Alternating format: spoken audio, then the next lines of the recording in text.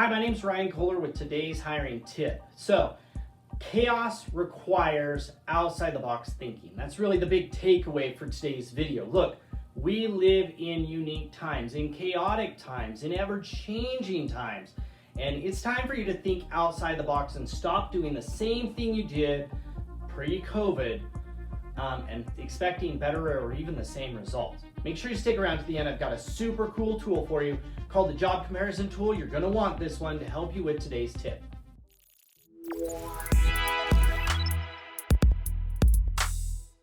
All right, so we're getting a lot of conflicting reports, whether it's from the news media or comments on LinkedIn or Twitter or wherever the case may be, that there's super high unemployment and therefore it's an employer's market right now. And the fact is, that's not what I'm seeing. I've spent a significant amount of time lately digging into the data of my 7,000 employers that I work with, millions of applicants and millions of data points, and we're seeing a handful of things that just might be counterintuitive. Look, general statements like high unemployment means an employer's market, they don't help. The fact is, for my client base across tons and tons of industries in every single state, overall applicant flow is down, not up. And it is a roller coaster and will continue to be a roller coaster. May was down compared to last year, or April is down compared to last year and years before, but May is suddenly up as the economy opened back up. And then June came back down. The fact is, most likely July is going to be down and August is going to be back up if the unemployment benefits expire. It is just a roller coaster out there. The real story is when you dig into actual industry data, right? Restaurants and hotels and retail, clearly unemployment is up in those sectors and applicant flow is up marginally if those people are willing to actually apply to jobs and show up to interviews. On the other hand, construction, healthcare, nonprofits, all those other industries, the applicant flow is actually down. It's some of the worst applicant flow we've seen in years. The talent shortage actually hasn't been solved. It's actually getting worse. So, main takeaway here is you've got to compete for talent. You can't just assume that you can post a job out there and pray that people will apply and that the same thing will work today that worked 6 months ago or a year ago. You've actually got to approach it like you're competing, like this is a sport, like this is a war, because that's what it is. The fact is that there is one option that you could try out, which is crossing industry lines. This is a great out-of-the-box thinking. Instead of just targeting people in your industry, jump into one of those industries where there is high unemployment or specifically where there are job reductions. Look, I have built software for the restaurant world to make it faster and easier for people to do curbside pickup. A lot of those jobs and a lot of those people's jobs that got laid off probably won't even come back. Restaurants will most likely be able to deal with fewer staff and have fewer employees to support the same number of customers, which means there's going to be an influx of applicants from other industries that potentially you could bring into your world. But it's going to require approaching everything differently. Number one, you're going to have to create a plan.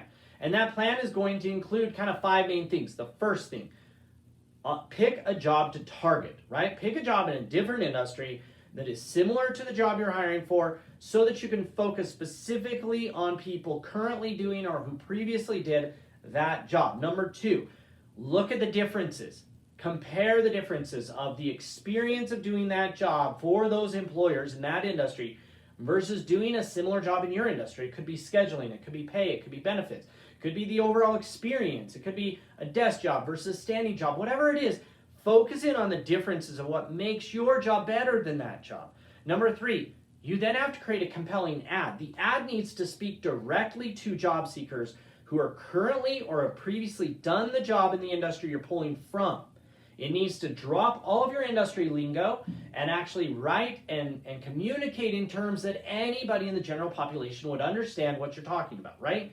And it needs to specifically speak to those individuals about why your job, your grass is greener than where they're standing now. Number 4, you better create a screening and selection process and get your managers on board because they're going to be seeing applicants that they're not used to seeing. These applicants are going to look different, they're going to talk different, their skills are going to be different yet comparable, and so you better get ready so you don't just kick all of these people out of the process and reject them. And then number 5, if you want them to be successful, you're going to have to focus on training these individuals in your industry language and knowledge and lingo. You're going to need to focus on training them in what makes this job different than where they're at and building on the knowledge and experience and skills they have from their old industry. What you'll actually find is you'll have new, unique ways of employees looking at problems and solving problems. You will expand the paradigm of your organization, and their back experiences will actually be a huge asset to your company if you will go through and create